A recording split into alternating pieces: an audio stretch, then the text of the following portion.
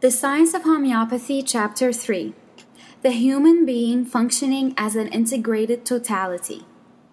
In Chapter 2, an attempt is made to describe the three levels of an individual in terms of the hierarchical importance of functions in both health and disease.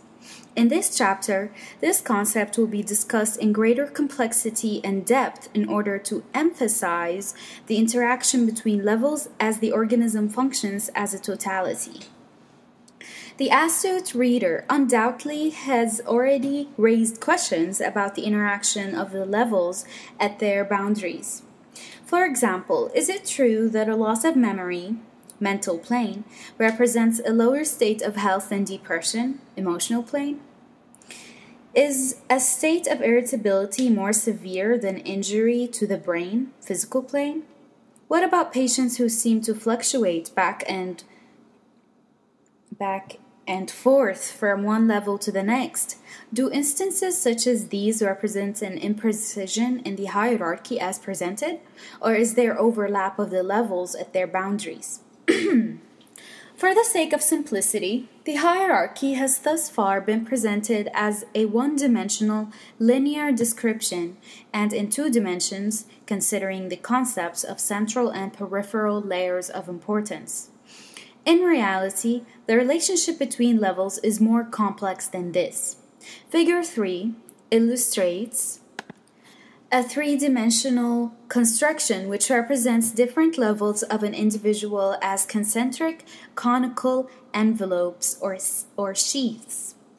The most central is, of course, the mental/spiritual plane, while the most peripheral is the physical envelope.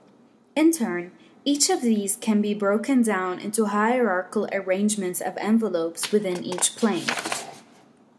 On the physical level, these envelopes could be elaborated even further to represent organ systems, organs themselves, tissues, the hierarchy of cells within a tissue, and even hierarchies within cells themselves, DNA and RNA, nucleus, cytoplasmic organelles, and cell membrane in decreasing order of importance. Another significant detail to notice about the diagram is that each envelope begins and ends at a somewhat higher level than the one just peripheral to it. Thus, it is evident that the overlap is not complete. Upon reflection, then, we see that the diagrams presented in Chapter 2 can be viewed as one- and two-dimensional reflections of a structure which is in reality three-dimensional.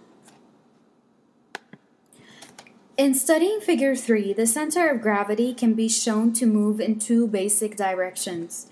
On the one hand, each envelope has its own linear hierarchy, and on the other hand, each level has correspondences with the other levels. The higher one goes on any given envelope, the deeper into the organism one reaches. Also, in changing from one sheath to a corresponding level on another, the more central direction represents degeneration of the overall health of the individual, while movement toward outer sheaths indicates an improvement in health. The most important region is at the pinnacle of the central mental/spiritual level, which has no correspondences on the emotional or physical planes. The least important region is at the bottom of the outer physical envelope. In this way, it can readily be seen that each level is reflected to some extent upon the others, and there is always a dynamic interaction between all levels simultaneously. Any stimulus or any change on one level simultaneously affects the others to a greater or lesser degree, depending upon the center of gravity of the disturbance at any given moment. To clarify this concept, let us take a detailed case example, Figure 4. If we have a psychotic patient who complains of great many fears, and suicidal depression, we see that the center of gravity of disturbance is on the emotional plane. In taking the case history, it becomes evident that there are also other symptoms affecting the physical level, but to a much lesser degree. The patient is treated successfully and the psychotic state diminishes considerably. After 6 to 9 months, however, neurological symptoms such as diplopia, muscular twitching, and weakness, and areas of numbness develop. If it were possible to construct the diagram with precise accuracy, we would see that the center of gravity of disturbance has moved towards the periphery, toward the physical, but on a level which is nevertheless just below the corresponding level of the previous emotional symptoms. With further treatment, the neurological symptoms subside, but the patient, though still no longer psychotic, becomes very irritable and difficult to live with. The center of gravity has moved again towards the center, emotional plane, but at a still lower level of correspondence compared to the initial totality of symptoms. With further treatment, the irritability subsides, and the patient then develops a liver dysfunction of moderate intensity. Finally, after still more treatment, the liver problem disappears and a skin eruption manifests itself, remains a few months, and then disappears. After such a progression, the practitioner can confidently expect the patient to remain cured for quite a long time if there are no extreme shocks to the system or interferences by inappropriate therapies.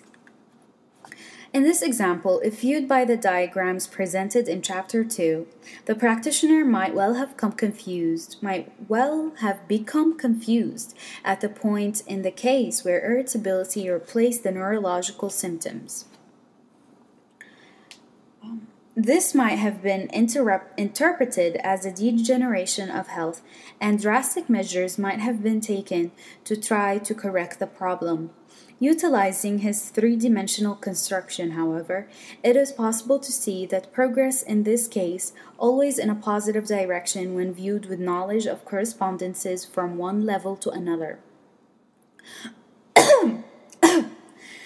Although this construction appears complex and requires a tremendous amount of confirmation by clinicians all over the world, it is nevertheless a useful image to keep in mind while evaluating cases. Such an image helps the practitioner to sort through the morass of seemingly random and confusing changes with some confidence as to what is actually occurring in the patient. In future decades, systematic observations by careful interviewers will refine the details of these correspondences and hierarchies so that future clinicians will have a precise tool for evaluating clinical progress and even greater accuracy than laboratory tests, a tool derived solely from symptoms given by the patient. Modern physiology and psychosomatic medicine have documented quite well the fact that correspondences exist between the emotional and physical planes.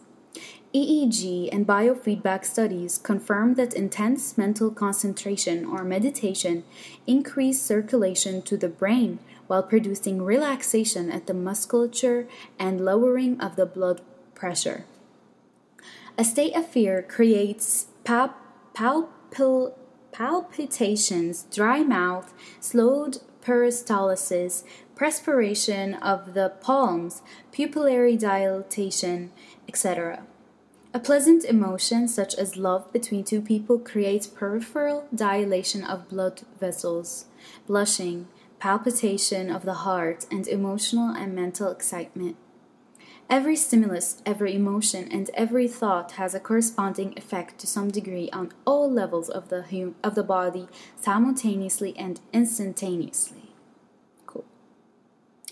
Clinically, the most obvious correspondences are those relating particular organs to specific emotional states. Every thought and emotion has a corresponding site it favors on the physical body. This area is positively or negatively affected depending on the nature of the thought or emotion corresponding to it. A man undergoing the stress of breaking up a cherished love affair is likely to suffer heart symptoms. Another person experiencing difficulty in business is liable to develop a peptic ulcer. A negative thought or emotion will retard the functioning of the corresponding organ or system, whereas a positive thought or feeling will strengthen the function of the corresponding organ.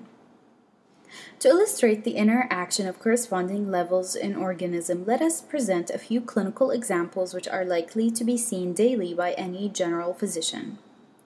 Case 1.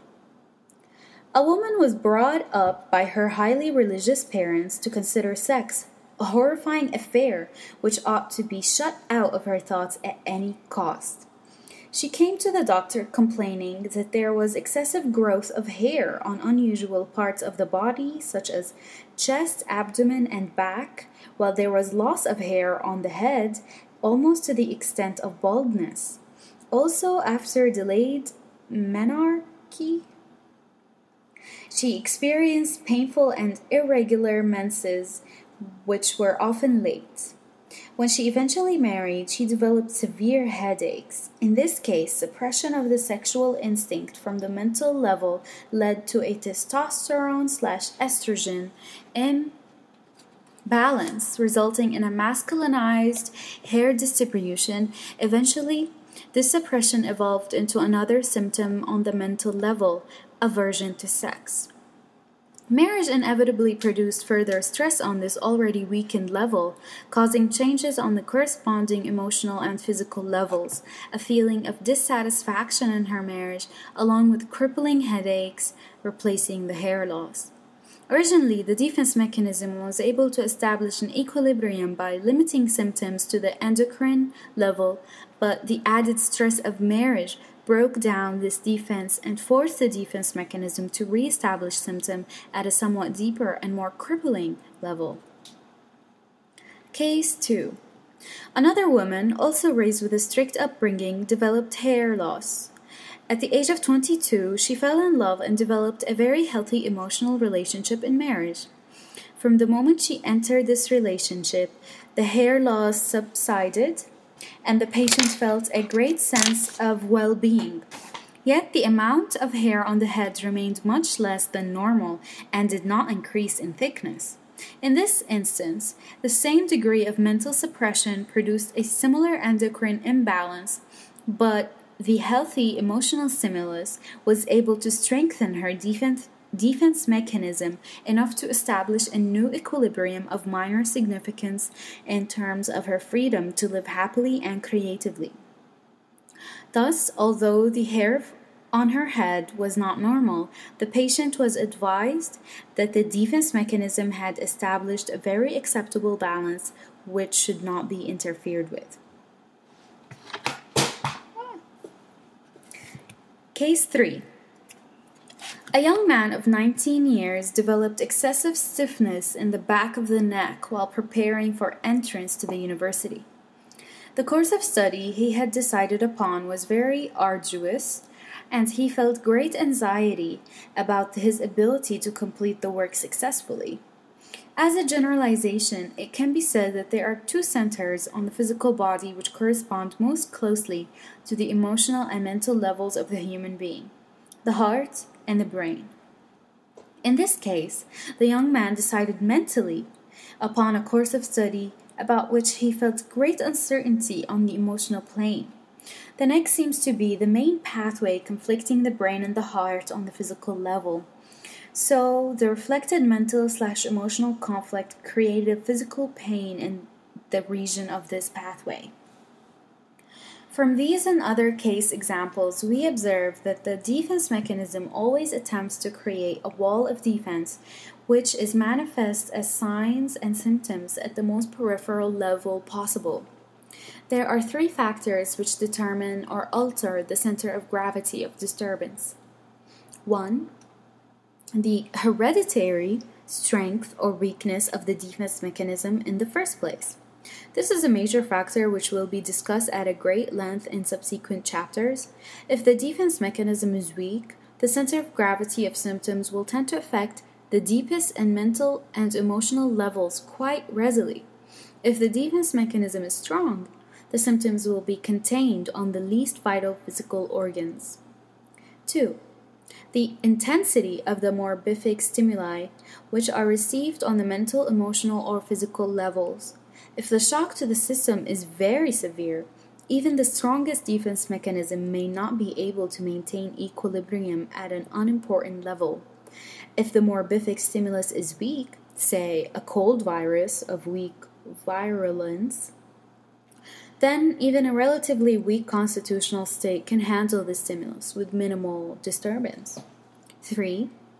The degree of interference by treatments which are not capable of strengthening the defense mechanism as a totality. If the body has established a defense at a particular level, symptoms will be manifest and will tend to remain stable at that level. If an allopathic drug is used to relieve the pain or allay the anxiety, the point of defense is removed, and the defense mechanism must then create a new barrier. This new barrier will inevitably be on a level more vital to the health of the organism because the original equilibrium was the best possible that the defense mechanism could produce. In this way, allopathic medicines or therapies of any kind which focus upon specific symptoms while ignoring the total picture actually weaken the defense mechanism and eventually cause a deterioration of health into even more serious and chronic diseases. These three factors affect both the best level of defense of the organism possible at any given moment, as well as the direction of the change of the center of gravity when person's health is altered. If these three factors combine in such a way as to result in deterioration of health, there are two possible directions in which the center of gravity can move. 1. It may change in a linear manner within the hierarchy of one level, with only minimal corresponding changes on other levels. If, for example, the symptoms move from one level on the physical plane to a higher level on the same plane, it can be said that the defense mechanism on the mental and emotional planes was healthy enough to restrict the effects of the morbic stimulus to the physical level alone. 2. The symptoms may jump from a peripheral envelope to a more central envelope. This could occur if the defense mechanism is weak, if a severe shock occurs, or if a powerful suppressive therapy is employed. As a general rule, progression to more central regions has a worse prognosis than linear progression within a single hierarchy. To illustrate these factors and the interactions of corresponding defenses and hierarchies, let us consider 3 patients suffering from eczema. 1. A woman suffering from eczema for many years is given cortisone ointments, which she faithfully applies for 3 years.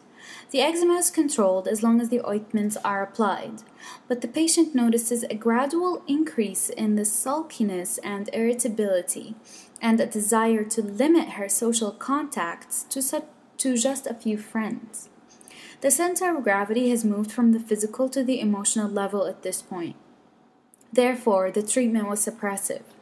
Eventually, she begins a beneficial form of meditation practice, but over a period of months begin to suffer from allergic rhinitis.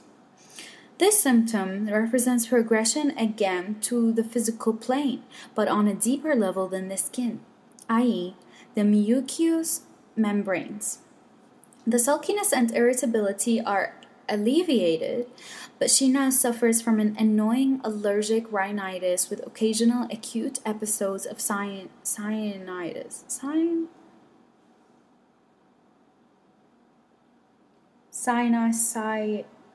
What the hell? If the rhinitis is further suppressed by antihistamines, allergy shots, antibiotics, or even intranasal cortisone injections, the patient will again experience either deterioration on the emotional plane, more marked than previously, or deterioration on the physical level, developing bronchial asthma. Thus, there may occur a linear degeneration of health on the same level, or the center of gravity may jump back to the emotional level, a sign indicating a more discouraging prognosis.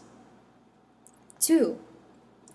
Another woman has had eczema for many years, but but is suspicious of merely palliative treatment and therefore refuses the cortisone ointments. The eczema persists, although without getting worse. Then she experiences the sudden loss of her husband in an automobile accident. The sudden shock weakens on the emotional plane. The eczema disappears, but she now develops anxiety, nervousness, fears, or delusions. If this patient is given tranquilizers to calm the emotional symptoms, and if they happen to act curatively, then the eczema will reappear as the emotional symptoms subside. If the tranquilizers act suppressively, however, deterioration may occur in one of two directions, depending on the strength or weakness of her constitutional defense mechanism. If it is relatively strong, she would be likely to develop allergic rhinitis or bronchial asthma, a return to the physical plane but on a deeper level than the skin. If it is not strong enough to cope with the suppressive influence of the tranquilizers, a deterioration on the deeper emotional or the mental level would ensue. 3. Another patient with long-standing eczema is treated by a homeopathic remedy prescribed on the totality of symptoms, and the eczema moves first from the face and torso out to the extremities, and finally leaves altogether. From what has been said thus far, this is obviously a curative direction, and the long-term prognosis is excellent. In these examples, we see correspondences between the physical and emotional planes, and also a predictable sequence of conditions on the physical level, from eczema to allergic rhinitis and to bronchial asthma. Each case proceeds differently depending upon the strength and the nature of the treatment given. Such cases also highlight the observation that there are quite predictable pathways which are followed in degenerating cases. Along these pathways, there are stations representing progressively deeper lines of defense created by the defense mechanism. These stations are crucial, otherwise a morbific stimulus would rapidly penetrate to the deepest levels of the organism and quickly result in death. The relationship of stations along a pathway has long been known by orthodox medicine, at least on the physical level of symptomatology. Cancers of different types have characteristic organs to which they metastasize. Breast cancers to regional lymph nodes, lung bones, and brain, prostate cancer to lymphatic system and bones of the pelvis, and then to the spine, lung cancer to local nodes, the central nervous system, the long bones, kidneys, the adrenal glands, and the skin. Autoimmune disorders characteristically affect certain tissues to the exclusion of others. Rheumatic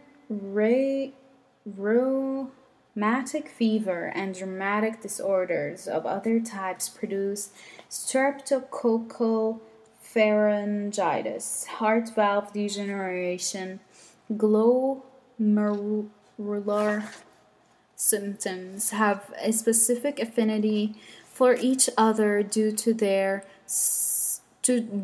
common origin in one of the three primordial tissue layers. These affinities may eventually be found to be important factors governing the predictable direction of symptoms into ever deeper regions of the body as health degenerates. Summary of Chapter 3. 1. The human organism works as a totality always, whether performing its normal functions or defending itself from morbific stimuli. 2. Signs and symptoms of a morbific stimulus can be seen on one or more of the three levels of existence. 3. The organism always maintains a hierarchical importance of these three levels, and within each level, this can be represented by a three-dimensional diagram of cones. 4. The defense mechanism creates the best defense possible at any given moment, always attempting to limit symptoms to the most peripheral levels. 5. 3 factors affect changes in the center of gravity of disturbance: hereditary, strength or weakness of the defense mechanism, intensity of the morbific stimuli, and degree of interference by suppressive treatments. 6. The center of gravity of disturbance may change in one of two directions: up or down within a single plane, or from one plane to another. 7. There exist predictable pathways with intermediate stations of defense, along which symptoms progress as general health deteriorates. These may be affected in part by affinities arising out of known embryological layers of development. Thank you, and sorry for all the mispronunciations. I'm new to all of these medical terms. I apologize.